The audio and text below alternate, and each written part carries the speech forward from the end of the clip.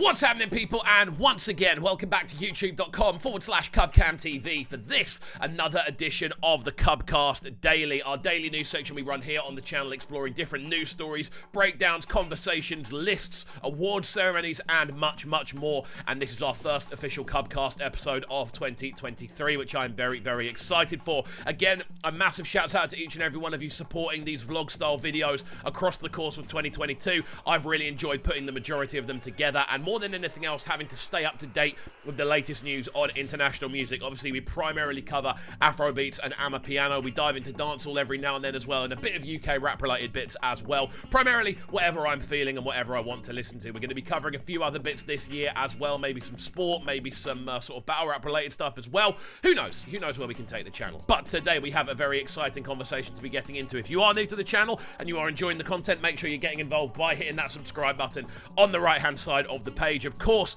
turning notifications on as well, leaving a like, leaving a comment, and all of that good stuff.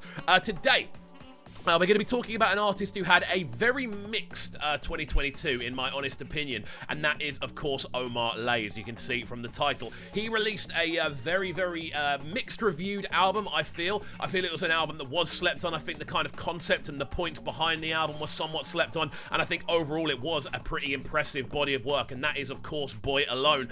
And what we are now seeing is that this may well not be the end of the Boy Alone saga. Obviously, it had a really kind of fun, unique kind of visual campaign going alongside it. The press run was really cool. I loved how the artwork looked, and the sort of purplish sort of looks all look great as well.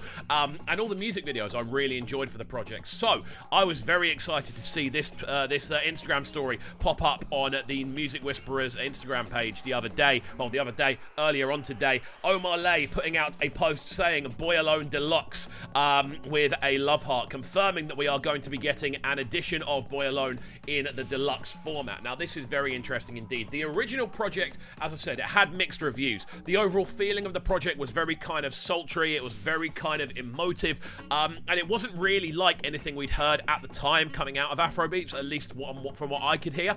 And I really like the fact that OMAH did kind of go out on a limb and do something very, very different. But it's interesting when we kind of take that into the idea of what a deluxe project does to a previous project.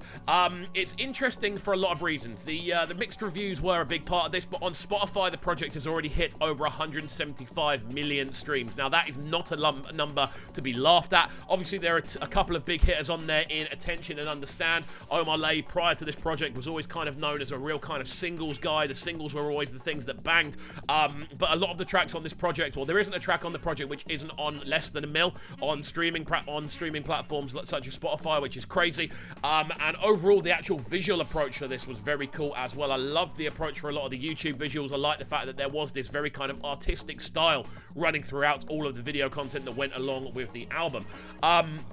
But this is where it gets quite interesting, though, because obviously we've seen a couple of deluxe projects actually land over the last couple of years. Made in Lagos Deluxe probably being the biggest of those, obviously from WizKid, 19 and Dangerous from A. Star. Also, Ruger's EP had a deluxe, and all of these went about it in different ways. A.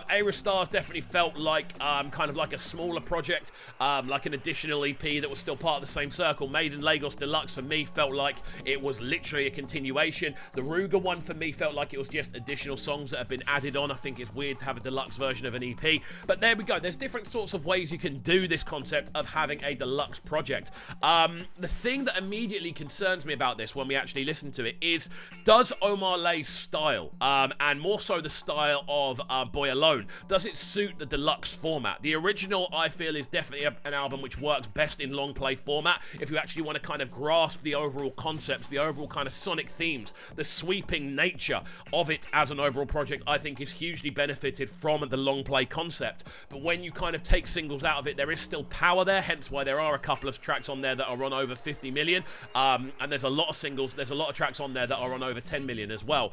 But for me, it does work best in the long play format. So is this something we're going to see work with an additional kind of set of tracks added onto the end? I don't know whether you'd have to rethink the entire kind of playing order, whether the tracks will actually be dotted around, or whether there will just be an extra sort of 5 tracks on the end of the track listing. Again, originally the project has 14 tracks on there. When you're doing a deluxe project, you tend to kind of amplify by at least a quarter. Now with this, it means we're going to be looking at maybe a total of 18, 19 tracks, which sounds like a lot. It does suddenly take the album into that range of, is there too much going on here? Are there too many directions to go in? Are there too many different sounds and styles and timbres and textures to actually take in and still have that impact that the original project had?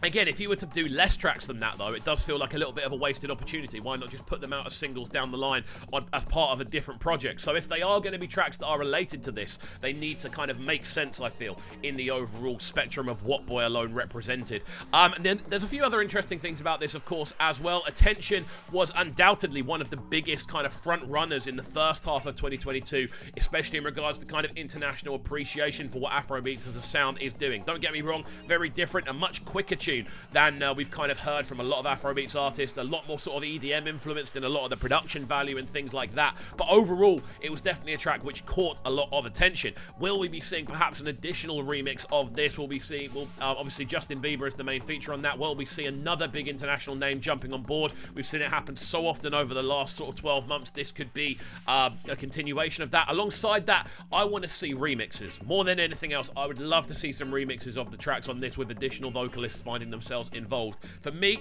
I'd love to see Ruger on a remake of Benju. I think that would work so nicely, especially with what Ruger does as a vocalist, his sort of cheeky kind of style. I think he could bring something really impressive to the table on a track like Benju if they were to do a remix for it. I'd also like to see maybe Simi or Fave getting involved on So-So as an official remix as well. I think that's a tune which has definitely been not necessarily slept on, but there's definitely untapped potential in where you could take something like that sonically. And obviously there's a number of other tracks on there. I'm a Mess, for instance, that could maybe do with someone like a Low J, just bringing something entirely different to the table. Who knows? I definitely think there's a lot of scope for collaborative additions on this, and obviously we're going to be seeing a couple of brand new original singles as well.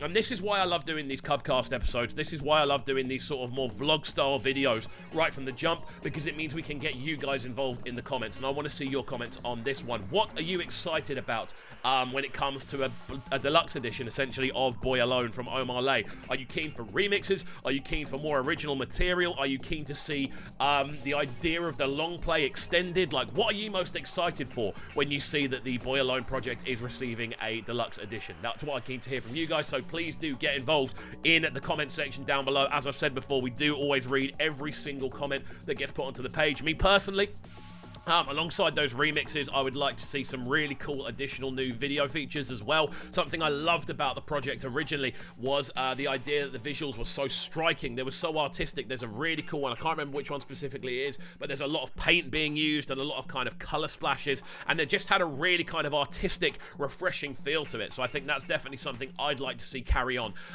with this as an overall theme. So there we go. Let me know your thoughts, of course, in the comment section down below. We'll keep you up to date with all the latest goings on surrounding this album. Again, a massive shout out to the Music Whisperer. Do go and give that page a follow over on Instagram. We do a collaborative project with them on the Billboard review every now and then, so do make sure you are following them. It's a really good place to stay up to date with all the latest news going on in and around Afrobeats, and we try to bring you a kind of journalistic report to go alongside that whenever we see a piece of news. So there we go. As always, friends, if you are enjoying the content, as I said before, please make sure you are getting involved by hitting that subscribe button on the right hand side of the page. Of course, turning notifications on as well, leaving a like, leaving a comment, and all of that good stuff. We are aiming to hit 66k by the end of the week, and we can do that with your help, so please do feel free to get involved in the channel. That's it from me, though. Hopefully you have enjoyed, and we shall see you all next time. Peace. Sounding so good right now. But they're sounding a bright and town. Make sure you subscribe to the YouTube channel right now, CubCast TV. Stay locked.